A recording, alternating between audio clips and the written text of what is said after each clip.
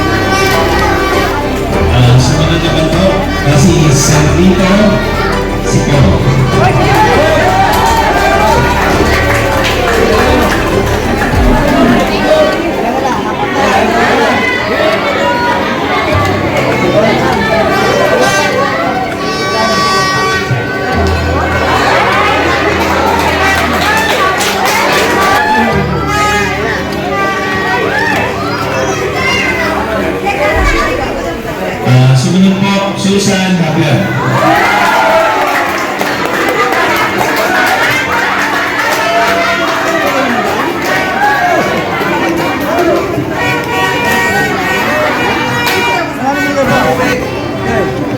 Pangulo po, si Mang Meding.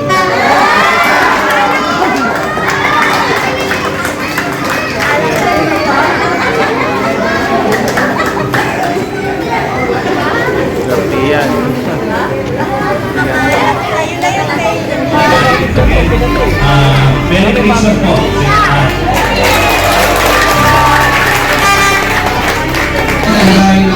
Pangalaga, mula po sa aming katibulan at sa buong barangay Kapon, Pagkakaas puso po kami nagpapasalamat sa lubong mo siya.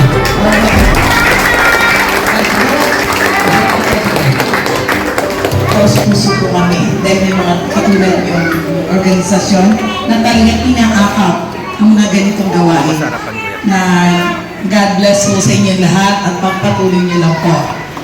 Ang blessing, more blessing this coming year.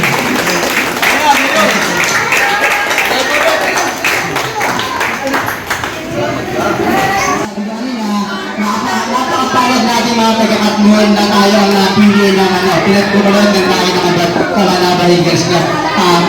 Muli, maraming salamat po sa inyo mga kuya sa pagpili sa amin na mabigyan ng pamasuhan din sa aming lugar. Maraming salamat po.